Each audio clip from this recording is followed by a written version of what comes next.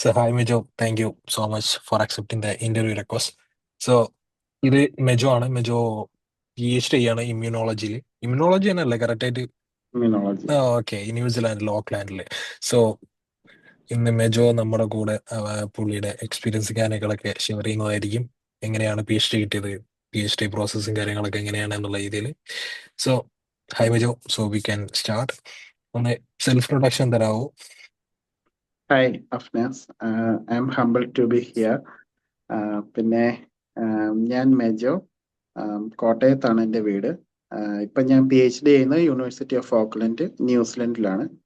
എൻ്റെ specific focus എന്ന് പറഞ്ഞാൽ ഇമ്മ്യൂണോളജിയാണ്. അതിൽ തന്നെ വാക്സിൻ ഡെവലപ്മെൻറ്റ്, അതിലാണ് ഞാൻ വർക്ക് ചെയ്യുന്നത്. ഓ ഓക്കെ. അപ്പം ബാക്ക്ഗ്രൗണ്ടും കാര്യങ്ങളൊക്കെ എങ്ങനെയായിരുന്നു? എവിടുന്ന മാസ്റ്റേഴ്സും ബാച്ചിലേഴ്സും ഒക്കെ കഴിഞ്ഞത്? എൻ്റെ ബാക്ക്ഗ്രൗണ്ട് എന്ന് വെച്ചെന്നാൽ ഫാർമസിയാണ്. ഞാൻ bachelors and masters in pharmacy കഴിഞ്ഞത് ഇന്ത്യയിൽ നിന്നാണ്. തമിഴ്നാട്ടിലാണ് ഞാൻ പഠിച്ചത്, ഈറോഡ്. അതിനുശേഷം അത് രണ്ടും ഫാർമസി തന്നെയായിരുന്നു. PG ഞാൻ സ്പെഷ്യലൈസ് ചെയ്തത് ഡ്രഗ് ഡിസൈൻ ആണ്, ഡ്രഗ് ഡെവലപ്മെന്റ്, ഫാർമക്കോളജി എന്ന് പറയാം ഫീൽഡ്. അതിനുശേഷം ഞാൻ ശ്രീചിത്ര തിരുനാൾ ഇൻസ്റ്റിറ്റ്യൂട്ട് ഫോർ മെഡിക്കൽ സയൻസിൽ തിരുവനന്തപുരത്ത് ഒരു റിസർച്ച് സയന്റിസ്റ്റ് വേക്കൻസിയിലാണ് വർക്ക് ചെയ്തുകൊണ്ടിരുന്നത്. അവിടെ നിന്നാണ് പിന്നെ PhDക്ക് ഇങ്ങോട്ട് വന്നത്. ഓക്കെ. അപ്പോ ഈ ഫാർമസി കഴിഞ്ഞിട്ട് ഈ ഒരു ഇമ്മ്യൂണോളജിയിലേക്ക് ഫീൽഡ് എൻറ്റയർലി ചേഞ്ച് ആയല്ലോ. അപ്പൊ എന്ത് തോന്നുന്നു അതിനെ കുറിച്ച്? എന്താ പറയാനുള്ളത്? അത് ഞാൻ വേണമെന്ന് വെച്ച് സെലക്ട് ചെയ്ത ഒരു ഡിസിഷൻ ആയിരുന്നു. ഫാർമസിന്ന് ഇമ്മ്യൂണോളജി അല്ലെങ്കിൽ ബേസിക് ബയോകെമിസ്ട്രിയിലോട്ട് വരിക എന്നുള്ളത്. കാരണം ഫാർമസി ഫീൽഡിലാകുമ്പം എൻ്റെ ഒരു കൺസെപ്റ്റ് വെച്ചിട്ട് എപ്പോഴും ഞാൻ ഡിപ്പെൻഡൻ്റ് ആകും. ഒന്നെങ്കിൽ കെമിസ്റ്റ് അല്ലെങ്കിൽ മെറ്റീരിയൽ സയൻറ്റിസ്റ്റ്, അങ്ങനെയുള്ള ആൾക്കാരുമായിട്ട് ഞാൻ എപ്പോഴും ഡിപ്പെൻഡൻ്റ് ആകും. അപ്പം എനിക്ക് ഇച്ചിരി കൂടെ ഇൻഡിപെൻഡൻ്റ് ആയിട്ട് നിൽക്കാൻ ആഗ്രഹം ഉണ്ടായിരുന്നത് കൊണ്ട് ഒരു ബേസിക് ബയോകെമിസ്ട്രി ലെവലിലോട്ട് വരണം എന്ന് ഞാൻ വിചാരിച്ചു. പക്ഷെ ഞാൻ ഒരിക്കലും ആൾക്കാർക്ക് റെക്കമെൻഡ് ചെയ്യില്ല, കാരണം അത് ഭയങ്കര ടഫ് ആയിട്ടുള്ള ഒരു പ്രോസസ്സാണ്. നമ്മൾ എൻറ്റയർലി ഡിഫറെൻ്റ് ഒരു സ്ഥലത്ത്, ഡിഫറെൻ്റ് ഒരു ലാബില്, different set of experiments, different set of concepts ഒക്കെ നമ്മൾ ലേൺ ചെയ്യേണ്ടതായിട്ട് വരും. ഇനീഷ്യൽ സ്ട്രഗിൾ ഉണ്ടാകും, തുടർന്ന് സ്ട്രഗിൾ ഉണ്ടാകും. പക്ഷേ നമ്മൾ എടുക്കുന്ന ഡിസിഷൻ നമുക്ക് വേണമെന്ന് വെച്ച് എടുക്കുവാണെങ്കിൽ ഓവർകം ചെയ്യാനായിട്ട് പറ്റും എന്നാണ് എൻ്റെ ഒരു വിശ്വാസം. അതെ അതെ, ശരിയാണ്. ഈ ഒരു യൂണിവേഴ്സിറ്റിന്റെ പേര് ഏതായിരുന്നു? ഓക്ലാൻഡ് യൂണിവേഴ്സിറ്റി അല്ലായിരുന്നോ? University of university of Auckland. Auckland, ഇവിടെ യൂണിവേഴ്സിറ്റി ഓഫ് രണ്ട് ഓക്ലാൻഡ്. ഓക്ലൻഡ് കൂട്ടി വരുന്ന രണ്ട് യൂണിവേഴ്സിറ്റി ഉണ്ട്. ഒന്ന് യൂണിവേഴ്സിറ്റി ഓഫ് ഓക്ലൻഡ്, ഒന്ന് ഓക്ലൻഡ് യൂണിവേഴ്സിറ്റി ഓഫ് ടെക്നോളജി. അപ്പൊ ഞാൻ യൂണിവേഴ്സിറ്റി ഓഫ് ഓക്ലൻഡിലാണ്. ഓക്കെ. ഈ PhD പൊസിഷൻ എങ്ങനെയായിരുന്നു കണ്ടുപിടിച്ചിട്ടുണ്ടായിരുന്നത്? ഡയറക്റ്റ് അപ്ലൈ ചെയ്താണോ അതോ ഒരു പ്രൊജക്റ്റിന് അപ്ലൈ ചെയ്തതാണോ, എങ്ങനെയായിരുന്നു? ആക്ച്വലി ഞാൻ ഇവിടെ ആപ്ലിക്കേഷൻ കൊടുത്തിട്ടുണ്ടായിരുന്നു. PhD ആപ്ലിക്കേഷൻ, ജനറൽ ആപ്ലിക്കേഷൻ ആണ് അത്. നമുക്ക് ആർക്ക് വേണമെങ്കിലും യൂണിവേഴ്സിറ്റി പോർട്ടലിൽ പോയി PhD ആപ്ലിക്കേഷൻ നമുക്ക് കൊടുക്കാം.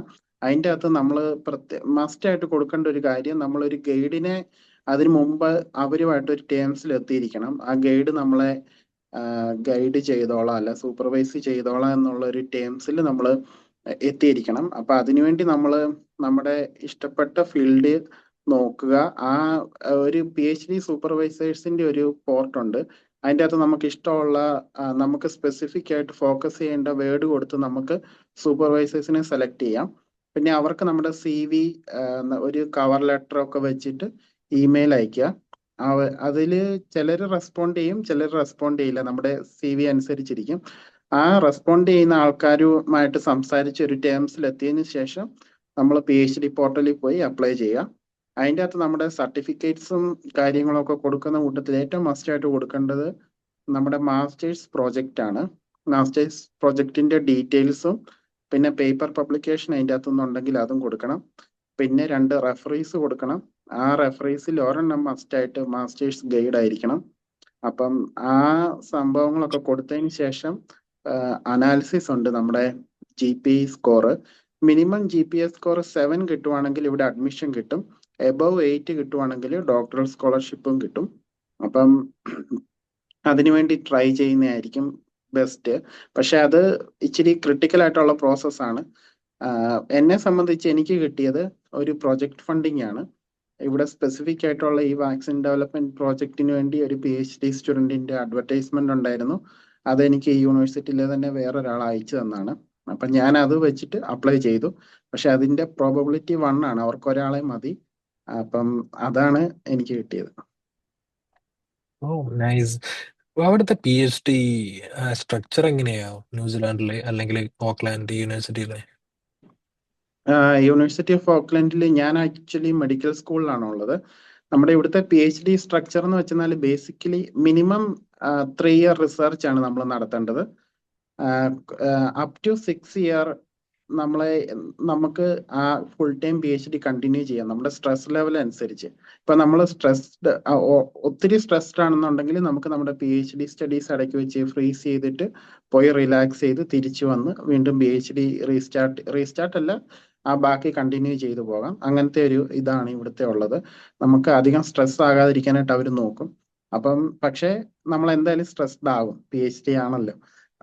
അപ്പം നമ്മുടെ ഫസ്റ്റ് ഇയറിൽ നമുക്ക് ആക്ച്വലി നമ്മൾ PhDയുടെ ആപ്ലിക്കേഷൻ സബ്മിറ്റ് ചെയ്തിട്ട് അക്സെപ്റ്റൻസ് കിട്ടിക്കഴിയുമ്പം ഒരു PhD പ്രൊപ്പോസൽ നമ്മൾ യൂണിവേഴ്സിറ്റിക്ക് സബ്മിറ്റ് ചെയ്യും. നമ്മുടെ പ്ലാൻസ് എല്ലാം അതിനനുസരിച്ചായിരിക്കും പൊക്കോണ്ടിരിക്കുന്നത്. അപ്പം നമ്മൾ ആ ഫസ്റ്റ് ഇയർ പറഞ്ഞിട്ടുള്ള എല്ലാ ഒബ്ജക്റ്റീവ്സും നമ്മൾ end of the year complete ആക്കാനായിട്ട് ശ്രമിക്കണം. അതിവിടെ മസ്റ്റ് ആണ്. പ്രത്യേകിച്ച് യൂണിവേഴ്സിറ്റി ഓഫ് ഓക്ലൻഡിൽ ഞാൻ മിക്ക സ്റ്റാഫിന്റെ അടുത്തും കണ്ടിട്ടുണ്ട്, മിക്ക PhD സൂപ്പർവൈസറിന്റെ അടുത്തും കണ്ടിട്ടുള്ളത് അവർക്ക് ഭയങ്കര വർക്ക് എത്തിക്സ് ഉള്ളവരാണ്. പറഞ്ഞിരിക്കുന്ന വർക്ക് ആ സമയത്ത് തീർക്കുന്നുണ്ടോ എന്ന് അവർ മാക്സിമം ശ്രദ്ധിക്കും. അതൊരു പ്ലസ് പോയിന്റ് ആണ് നമുക്ക്. എല്ലായിടത്തും ആണ്, പക്ഷെ ഇവിടെ അതൊരു എക്സ്ട്രാ അവര് അത് മസ്റ്റ് ആയിട്ട് ശ്രദ്ധിക്കുന്ന കാര്യമാണ്. അവർക്ക് വർക്ക് എത്തിക്സ് ഉള്ളവരാണ് ഇവിടെ കൂടുതലും. പിന്നെ ആ ഫൈനലിലോട്ട് വരുമ്പം നമുക്ക് കുറെ ക്രൈറ്റീരിയാസ് മീറ്റ് ചെയ്യാനായിട്ടുണ്ട്. ഇവിടെ വരുന്ന എല്ലാ PhD സ്റ്റുഡൻറ്റും നമുക്ക് IELTS ഉള്ളവരാണെങ്കിൽ തന്നെയും വീണ്ടും ഇവിടുത്തെ ഒരു ഇംഗ്ലീഷ് ടെസ്റ്റ് ഉണ്ട് യൂണിവേഴ്സിറ്റിയുടെ. ആ ഇംഗ്ലീഷ് ടെസ്റ്റ് പാസ്സാകണം. അത് പാസ്സായില്ലെങ്കിൽ നമുക്ക് ഒരു സെമസ്റ്റർ അക്കാഡമിക് റൈറ്റിംഗ് എന്ന് പറയുന്ന ഒരു കോഴ്സ് അറ്റൻഡ് ചെയ്യണം. ആ കോഴ്സിൽ നമുക്ക് അസൈൻമെന്റ്സും കാര്യങ്ങളും ഒക്കെ ഉണ്ട്. അത് പാസ്സായി മിനിമം B ഗ്രേഡ് എങ്കിലും കിട്ടിയാൽ മാത്രമേ നമുക്ക് PhD കണ്ടിന്യൂ ചെയ്യാൻ പറ്റത്തുള്ളൂ. പക്ഷെ IELTS പോലെ തന്നെ ഒരു ടെസ്റ്റ് ആണ് ആ ടെസ്റ്റ്. അതുകൊണ്ട് മിക്കവരും പാസ്സാകാനാണ് ചാൻസ്. അതത്ര പ്രശ്നമുള്ള കാര്യമല്ല. പിന്നെ നമ്മുടെ സൂപ്പർവൈസറുമായിട്ട് ഡിസ്കസ് ചെയ്യണം നമ്മുടെ റൈറ്റിംഗ് എന്താണ് സബ്മിറ്റ് ചെയ്യേണ്ടതെന്ന്. എയ്തർ ഇൻട്രൊഡക്ഷൻ ആയിരിക്കും, അല്ലെങ്കിൽ ഡീറ്റെയിൽഡ് ലിറ്ററേച്ചർ റിവ്യൂ ആയിരിക്കും, അല്ലെങ്കിൽ ഒരു ലിറ്ററേച്ചർ റിവ്യൂവിന്റെ പബ്ലിക്കേഷൻ ആയിരിക്കും. പിന്നെ എന്നെ സംബന്ധിച്ച് എനിക്ക് കുറച്ച് ആനിമൽ എക്സ്പെരിമെന്റ്സ് ഉണ്ട്. അപ്പൊ അതിനുള്ള ട്രെയിനിങ്സ് എല്ലാം കംപ്ലീറ്റ് ചെയ്യണമായിരുന്നു. അപ്പം അങ്ങനത്തെ കുറെ മൊഡ്യൂൾസ് ഉണ്ട്. ആ സംഭവങ്ങളെല്ലാം കംപ്ലീറ്റ് ചെയ്ത് കഴിഞ്ഞ് നമ്മൾ തന്നെ എക്സാമിന് റിക്വസ്റ്റ് ചെയ്യണം. പ്രൊഫഷണൽ ഇയർ റിവ്യൂ എന്നാണ് അതിന്റെ പേര്. ആ റിവ്യൂവിന് നമ്മൾ സബ്മിറ്റ് ചെയ്ത് കഴിയുമ്പോൾ അതിന് എക്സാമിനേഴ്സിനെ നമുക്ക് ഗൈഡ് നമ്മുടെ സൂപ്പർവൈസർ തന്നെ തീരുമാനിക്കും. പിന്നെ പോസ്റ്റ് ഗ്രാജുവേറ്റ് കമ്മിറ്റി ചെയർ ഉണ്ട് യൂണിവേഴ്സിറ്റി മെഡിക്കൽ സ്കൂളിന്റെ. അവരും കൂടെ ചേർന്ന് നമുക്ക് ഈ first year professional year review നടത്തും. ആ റിവ്യൂവിന് ശേഷം നമ്മൾ എല്ലാ ടാർഗറ്റ്സും എല്ലാ ഒബ്ജക്റ്റീവ്സും മീറ്റ് ചെയ്തിട്ടുണ്ടോ എന്ന് നോക്കും. പിന്നെ യൂണിവേഴ്സിറ്റിയുടെ റിക്വയർമെന്റ് എല്ലാം കംപ്ലീറ്റ് ആയിട്ടുണ്ടോ, അക്കാഡമിക് ഈ മറ്റേ ഇംഗ്ലീഷ് ടെസ്റ്റ് പാസ്സായിട്ടുണ്ടോ, അങ്ങനെയുള്ള എല്ലാം നോക്കും. അതിനുശേഷം അവർ തീരുമാനിക്കും നമ്മളെ സെക്കൻഡ് ഇയറിലോട്ട് വിടണമെന്ന്. സെക്കൻഡ് ഇയറിലോട്ട് പോകുന്നതിന് പറയുന്ന പേരാണ് കൺഫർമേഷൻ റിവ്യൂ എന്ന് പറയും. അപ്പം ആ കൺഫർമേഷൻ റിവ്യൂ ആകെ 2 പ്രാവശ്യം മാത്രമേ നടത്തത്തുള്ളൂ. ഒന്ന് നമ്മൾ കിട്ടിയില്ലെങ്കിൽ രണ്ടാമത്തേത് നമ്മളെ സ്ക്രീൻ ചെയ്യും. രണ്ടാമത്തേൽ നമുക്ക് കൺഫേം ആകാൻ പറ്റിയില്ലെങ്കിൽ നമ്മുടെ ഡോക്ടറൽ രജിസ്ട്രേഷൻ യൂണിവേഴ്സിറ്റി ക്യാൻസൽ ചെയ്യും. പക്ഷെ മിക്കവരും പാസ്സാകാറുണ്ട്. അത് അത്ര വലിയൊരു പ്രശ്നം ഉള്ള കാര്യം അല്ല, നമ്മൾ വർക്ക് ചെയ്യുന്നവരാണെങ്കിലും സൂപ്പർവൈസർ സപ്പോർട്ട് ചെയ്യുന്നവരാണെങ്കിലും. അപ്പം അതാണ് ഫസ്റ്റ് ഇയറിന്റെ ഒരു സ്ട്രക്ചർ. പിന്നെ സെക്കൻഡ് ഇയറിൽ ഇതുപോലെ തന്നെ ഇയർ എൻഡിൽ കണ്ടിന്യൂവേഷൻ റിവ്യൂ ഉണ്ട്. അത് നമ്മുടെ സൂപ്പർവൈസേഴ്സ് മാത്രമായിരിക്കും നടത്തുക. അപ്പം അതില് നമ്മൾ സൂപ്പർവൈസറുമായിട്ടും പിന്നെ എല്ലാ അപ്ഡേഷനും കൊടുത്തിട്ടുണ്ടെങ്കിൽ യൂഷ്വലി പാസ്സാവും. പിന്നെ തേർഡ് ഇയറിൽ നമ്മൾ സബ്മിറ്റ് ചെയ്യുവാണെന്നുണ്ടെങ്കിൽ കണ്ടിന്യൂവേഷൻ റിവ്യൂ ഇല്ല, അല്ലെങ്കിൽ വീണ്ടും കണ്ടിന്യൂവേഷൻ റിവ്യൂ. ഈ റിപ്പോർട്ടുകളെല്ലാം ഫസ്റ്റ് ഇയറിലെ റിപ്പോർട്ട് പോയതുപോലെ തന്നെ എല്ലാം പോകും. പക്ഷെ ഈ ഫുൾ കാര്യങ്ങൾ നടക്കുന്നത് ത്രൂ ഓൺലൈൻ ആയിരിക്കും. പിന്നെ തീരാറാകുമ്പം നമുക്കൊരു ഇമെയിൽ വരും, ഇന്റൻഷൻ ടു സബ്മിറ്റ്. ആ ഇന്റൻഷൻ ടു സബ്മിറ്റ് കൊടുത്തു കഴിഞ്ഞാൽ കൊടുക്കേണ്ടത് നമ്മൾ തീസീസ് വെക്കുന്നതിന് 3 മാസം മുന്നേ. അപ്പം നമ്മുടെ എക്സാം പ്രോസസ്സ് അവർ വീണ്ടും സ്റ്റാർട്ട് ചെയ്യും. അപ്പം നമ്മുടെ എക്സാമിനേഴ്സിനെ സെലക്ട് ചെയ്യും, പിന്നെ നമുക്ക് വേണ്ടിയുള്ള കാര്യങ്ങളൊക്കെ റെഡിയാക്കും. അങ്ങനെ ആ 3 മാസം കഴിയുമ്പോൾ നമ്മൾ തീസീസ് സബ്മിറ്റ് ചെയ്യണം. തീസീസ് സബ്മിറ്റ് ചെയ്തിട്ട് എക്സാമിനേഴ്സിന്റെ അടുത്ത് പോകും. അപ്പൊ നമുക്ക് ആ ഓരോ പ്രോസസ്സും ബേസിക്കലി ഇവിടെ ഒരു സോഫ്റ്റ്വെയർ ഉണ്ട്, ആ സോഫ്റ്റ്വെയറിന്റെ അകത്തൂടെ കാണാൻ പറ്റും. അതാണ് ഇവിടുത്തെ ആം, ഒരു സ്ട്രക്ചർ PhD. ഓ, കുറച്ച് കാര്യങ്ങളൊക്കെ പറഞ്ഞു തുടങ്ങിയപ്പോ ഞാൻ വിചാരിച്ചു ഓസ്ട്രേലിയയും ന്യൂസിലാൻഡ് ഏകദേശം ഒരുപോലെ വന്നു. പക്ഷെ കുറച്ച് കഴിഞ്ഞപ്പോ പിന്നെ വിചാരിച്ചു കുറെ കാര്യങ്ങളൊക്കെ മാറ്റണ്ടല്ലോ എന്ന്. കാരണം ഞങ്ങൾക്ക് എങ്ങനെയാന്ന് വെച്ചാൽ ഞങ്ങൾക്കും 3.5 ഇയേഴ്സ് ആണ്. അപ്പോൾ ഫസ്റ്റ് ഇയർ ഒരു കൺഫർമേഷൻ ഉണ്ട്, അത് കഴിഞ്ഞിട്ട് സെക്കൻഡ് ഇയറിൽ മിഡ് കാൻഡിഡേറ്റ് റിവ്യൂ എന്ന് പറയും. പക്ഷെ അത് ഞങ്ങളുടെ സൂപ്പർവൈസർ അല്ല ചെയ്യുന്നത്, പാനൽ മെമ്പേഴ്സ് തന്നെ. അത് കഴിഞ്ഞിട്ട് തേർഡ് ഇയർ ലാസ്റ്റ് ഞങ്ങൾക്ക് അടുത്ത പ്രസന്റേഷൻ ഉണ്ട്, അതാണ് ഫൈനൽ റിവ്യൂ എന്ന് പറയുന്നത്. അത് ഓക്കെ. കഴിഞ്ഞിട്ടാണ് ഞങ്ങൾക്ക് 6 മാസം തീസി സബ്മിഷൻ. അത് സബ്മിറ്റ് ചെയ്ത് കഴിഞ്ഞാൽ കഴിഞ്ഞ്. ഇങ്ങനെയാണ് ഞങ്ങളുടെ സ്ട്രക്ചർ എന്ന് പറയുന്നത്. ആ അത് കുറച്ച് ഡിഫറെന്റ് ആണ്. തുടക്കത്തിൽ ഈ കൺഫർമേഷൻ ഒക്കെ ഏകദേശം ഒരുപോലെയൊക്കെ തന്നെ ആയിരുന്നു, പിന്നെ അത് കഴിഞ്ഞപ്പോൾ മാറി. അപ്പം നിങ്ങൾക്ക് ഫൈനൽ എക്സാമിനേഴ്സിന്റെ അടുത്ത് പോകുന്നത് എങ്ങനെയാണ്? അത് തേർഡ് ഇയർ ലാസ്റ്റ് തന്നെ നമ്മൾ ഫൈനൽ റിവ്യൂ, അതാണ് എക്സാമിനേഴ്സിന്റെ അടുത്ത് പോയിട്ട് നമ്മൾ പ്രസന്റ് ചെയ്യുക. ഓ, ഓക്കെ. നമ്മുടെ തീസീസ് ആക്ച്വലി വാലുവേറ്റ് ചെയ്യുന്ന ഇന്റർനാഷണൽ എക്സാമിനേഴ്സ് ആണ്. അപ്പം നമ്മളത് അങ്ങനെ തന്നെ. നമ്മുടെ ഓക്കെ. തീസീസ് അപ്പം അങ്ങനെയാണ്, നമ്മുടെ ഒരാളാന്ന് ഉം, തോന്നുന്നു. ഉം. അപ്പൊ അത് കഴിഞ്ഞിട്ടാണ് നമ്മളെ ഡിഫൻസിന് ഇൻവൈറ്റ് ചെയ്യണോ വേണ്ടയോ എന്ന് തീരുമാനിക്കുക. നമുക്ക് ഡിഫൻസ് ഇല്ല. ഓക്കെ. Lucky guys. അവര് പോസ്റ്റ് ചെയ്യാതെ തന്നെ പോസ്റ്റ് ആയിട്ടുള്ള ഒരു കാര്യമാണ്. അപ്പോൾ ഓക്കെ, റിസർച്ചിനെ കുറിച്ച് എന്തെങ്കിലും പറയാൻ ഇൻട്രസ്റ്റ് ഉണ്ടോ, നമ്മൾ ചെയ്യുന്ന കാര്യങ്ങൾ? ഓക്കെ, പറയാം. ഞാൻ ബേസിക്കലി വാക്സിൻ ഡെവലപ്മെന്റിലാണ്. ഈ കാര്യം ഇച്ചിരി ബോറിംഗ് ആയിരിക്കും, എന്നാലും ഞാൻ പറയാം. അപ്പം ഗൊണോറിയ എന്ന് പറയുന്ന ഒരു സെക്ഷലി ട്രാൻസ്മിറ്റഡ് ഡിസീസ് ഉണ്ട്. അപ്പം അതിനെ ഒരു വാക്സിൻ ഡെവലപ്പ് ചെയ്യാനായിട്ടാണ് ഞാൻ ശ്രമിക്കുന്നത്. കാരണം അത് highly multi drug resistant organism ആണ് ഇപ്പം. പിന്നെ ന്യൂസിലാൻഡ് പസഫിക് റീജിയനിൽ ഇപ്പൊ ഓസ്ട്രേലിയ ഭയങ്കര കൂടുതലുമാണ്. അപ്പം അത് കാരണമാണ് അവര് ഇതിന്റെ ഒരു വാക്സിൻ ഡെവലപ്മെന്റിന് വേണ്ടി ഫണ്ട് ചെയ്യുന്നത്. അപ്പം എൻ്റെ എന്ന് വെച്ചെന്നാല് ഒരു ലൈവ് ബാക്ടീരിയൽ വാക്സിൻ ആണ്. ആ ലൈവ് ബാക്ടീരിയൽ വാക്സിൻ ആക്ച്വലി ഗൊണോറിയയുടെ ആന്റിജൻസ് ഞാൻ സെലക്ട് ചെയ്ത്, മ്യൂട്ടേഷൻ വരാത്ത പോർഷൻസ് സെലക്ട് ചെയ്ത് ഞാൻ ക്ലോൺ ചെയ്ത് നമ്മുടെ ലാബിൽ തന്നെ ഡെവലപ്പ് ചെയ്ത ഗ്രൂപ്പ് എ സ്ട്രെപ്റ്റോകോക്കസ് എന്ന് പറയുന്ന ഒരു ബാക്ടീരിയയുടെ ഒരു പിലി എന്ന് പറയുന്ന ഒരു ഒരു ചെറിയൊരു പ്രൊട്രൂഡന്റ് ഉണ്ട്. അതിൻ്റെ അകത്തേക്ക് ഞാൻ ക്ലോൺ ചെയ്തു. അത് പിന്നെ നമ്മൾ ഫുഡ് ഗ്രേഡ് ബാക്ടീരിയം ലാക്ടോകോക്കസ് ലാക്ടിസ് എന്ന് പറയുന്ന നമ്മുടെ തൈരിൻ്റെ അകത്തൊക്കെ ഉള്ള യോഗട്ട്, അതിൻ്റെ അകത്തുള്ള ബാക്ടീരിയയുടെ പുറത്ത് ഞാൻ ഇതൊക്കെ എക്സ്പ്രസ് പബ്ലിഷ് ചെയ്ത ചെയ്യിപ്പിച്ചു. കാര്യങ്ങളല്ലേ, പറയാലല്ലേ ഇതൊക്കെ? ഇത് കുഴപ്പമില്ല. Okay okay. Yeah. അതിന് അതിന് പറയുന്ന ആ പ്ലാറ്റ്ഫോമിന്, ഈ ഒരു മ്യൂക്കോസൽ പ്ലാറ്റ്ഫോമിന് പറയുന്ന പേരാണ് പിൽവാക്സ് പ്ലാറ്റ്ഫോം എന്ന് പറയുന്നത്. അത് എൻ്റെ എൻ്റെ പ്രൊഫസറാണ് അത് ഡെവലപ്പ് ചെയ്തെടുത്തത്. ഇതിന്റെ പ്രത്യേകത എന്ന് വെച്ചെന്നാല് സാധാരണ വാക്സിൻ പോലെ ഇഞ്ചക്ഷൻ അല്ല, നമ്മൾ ഇൻട്രാനേസൽ ആയിട്ട് മൂക്കിൽ കൂടെ അഡ്മിനിസ്റ്റർ ചെയ്യാൻ സാധിക്കും.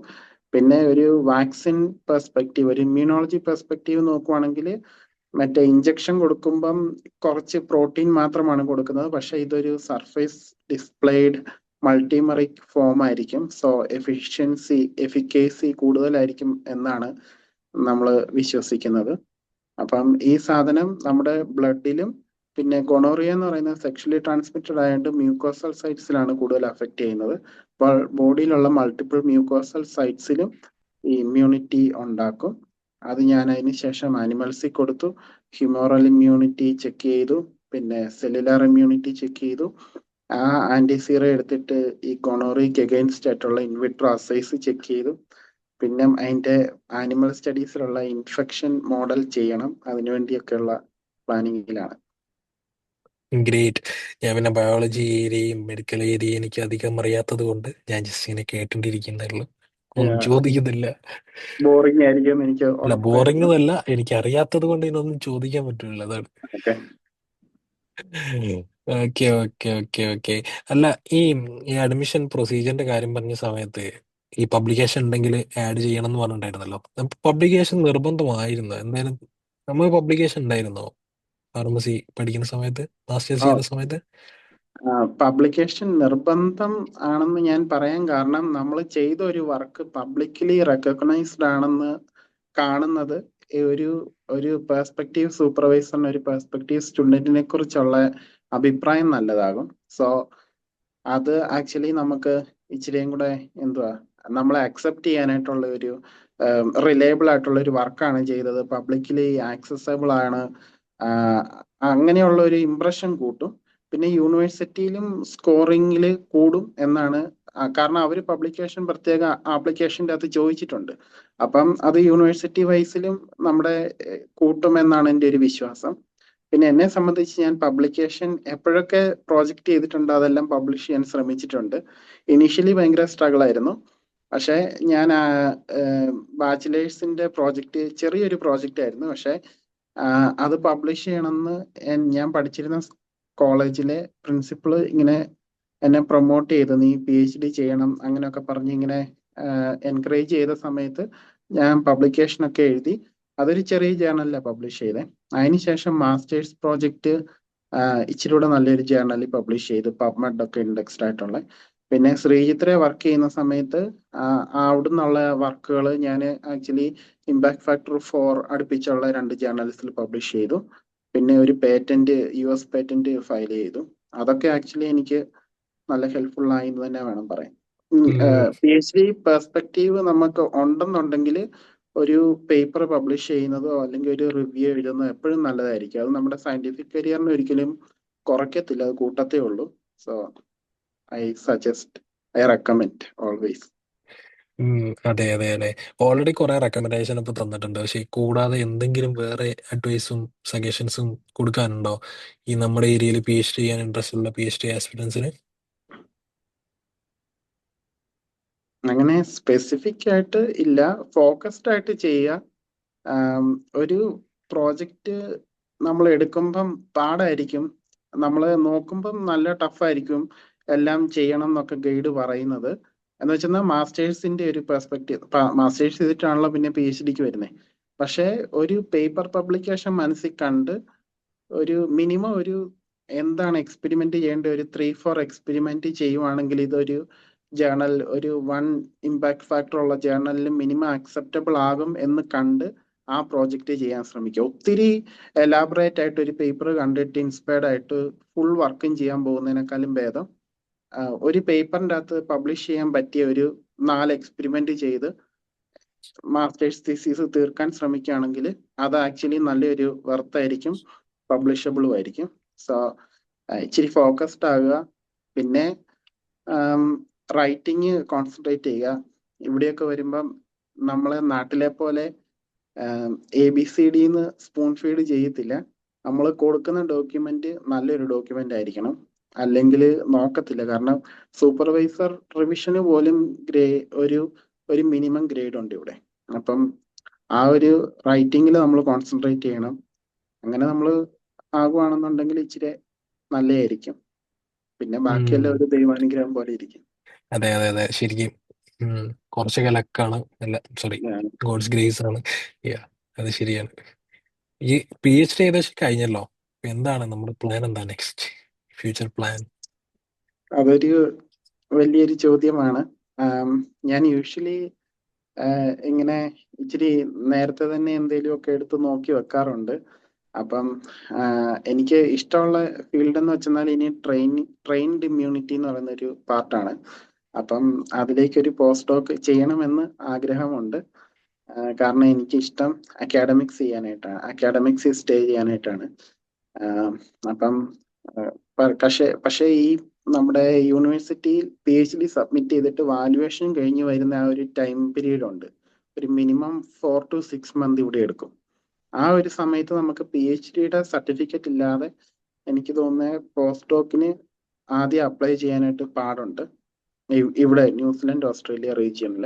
അപ്പം അത് കാരണം ഞാൻ ആ ഒരു സമയത്ത് ടെമ്പററി ആയിട്ട് ടെക്നീഷ്യൻ അല്ലെങ്കിൽ അങ്ങനത്തെ ടെക്നിക്കൽ അനലിസ്റ്റ് അങ്ങനത്തെ എന്തെങ്കിലും ഒരു വർക്ക് ചെയ്തിട്ട് അതിനുശേഷം പോസ്റ്റ് ഡോക്കിന് അപ്ലൈ ചെയ്യണം എന്നുള്ളൊരു പ്ലാനിങ്ങിൽ തന്നെ ഇപ്പം തന്നെ ഞാൻ ട്രൈ ചെയ്യുന്നു. അപ്പം അങ്ങനെ ഒരു പ്ലാനിങ്ങിൽ കൂടെയാണ് പോകുന്നത്. ആണോ? ഗ്രേറ്റ്. ഓക്കെ, അപ്പൊ നമ്മൾ ഏകദേശം എല്ലാം ഷെയർ ചെയ്തിട്ടുണ്ടെന്നാണ് തോന്നുന്നത്. മേ ബി ഒരു കാര്യം ഇവിടെ ഉം. പഠിക്കാൻ വരുന്നവർക്കുള്ള ഒരു ബെനിഫിറ്റ് ഉണ്ട്. ആ. നമുക്കിവിടെ പഠിക്കുമ്പം തന്നെ മിക്ക കൺട്രീസിലും ഉണ്ടാകും ടീച്ചിങ് അസിസ്റ്റന്റ് ആയിട്ടോ അല്ലെങ്കിൽ ഗ്രാജുവേറ്റ് ടീച്ചിങ് അസിസ്റ്റന്റ് ആയിട്ടോ നമുക്ക് വർക്ക് ചെയ്യാം. പെയ്ഡ് ആണ്. നല്ലൊരു ലൈക്ക് ഒരു മേ ബി പെർ അവർ $35 ആ ഒരു റേഞ്ചിൽ ഉം, നമുക്ക് ഉം. കിട്ടും. അത് ഒരു കോഴ്സിന് ഒരൊറ്റ സബ്ജക്റ്റിന് മാത്രമല്ല, നമുക്ക് അറ്റ് എ ടൈം ഒരു 6 മന്തിൽ നമുക്ക് പറ്റുന്ന കോഴ്സുകളൊക്കെ നമുക്ക് അറ്റൻഡ് ചെയ്യാൻ പറ്റും. അപ്പം ഒരു മിനിമം ഒരു 60-70 മണിക്കൂർ മേ ബി ഒരു സെമസ്റ്ററിൽ ഒരു 2-3-4 കോഴ്സ് എടുക്കുകയാണെങ്കിൽ നമുക്ക് കിട്ടും. ആക്ച്വലി നല്ലൊരു പിന്നെ examination duty, invigilation duty, main examiner duty, അങ്ങനെ പല ഡ്യൂട്ടീസും നമുക്കിവിടെ കിട്ടും ആ സമയത്ത്. അത് നമ്മുടെ സ്റ്റൈഫൻഡ് കൂടാതെ ഏൺ ചെയ്യാനായിട്ടുള്ള ഒരു ശരിയാണ്. yeah. ഈ ചില യൂണിവേഴ്സിറ്റി യു എസ് എയിലാണെങ്കിലും യു എയിലാണെങ്കിലും ഞാൻ കണ്ടിരിക്കുന്നത് ടീച്ചിങ്ങും അവർക്ക് PhD പാർട്ടായിട്ട് ചെയ്യണം. എന്നുവെച്ചാൽ അവർക്ക് ഉം. ഈ റിസർച്ച് സ്കോളർഷിപ്പ് അല്ലാതെ അവർക്ക് ടീച്ചിങ് എന്നുള്ള രീതിയിൽ സ്കോളർഷിപ്പ് കിട്ടും. USA പല യൂണിവേഴ്സിറ്റി അങ്ങനെയാണ്. അപ്പൊ അത് അവർക്ക് നിർബന്ധമാണ്. ടീച്ചിങ് എന്ന് പറയുന്നത് അതിന് എക്സ്ട്രാ ഒരു പേയ്മെന്റ് അല്ലേ വരുന്നത്. ആ പേയ്മെന്റ് വെച്ചിട്ടാണ് Okay. അവർ PhD ചെയ്യുന്നത്. ഉം, ഉം, നമ്മുടെ ഉം. കേസിൽ നമുക്ക് വേറെ എക്സ്ട്രാ ഓപ്ഷൻസ് ഉണ്ട്. Yes, yes. ശരി. അപ്പോൾ കാര്യങ്ങൾ എല്ലാം നമ്മൾ ഷെയർ ചെയ്തിട്ടുണ്ട്. Thank you so much Mejo four sharing your Thank you for the experience. opportunity. Yeah.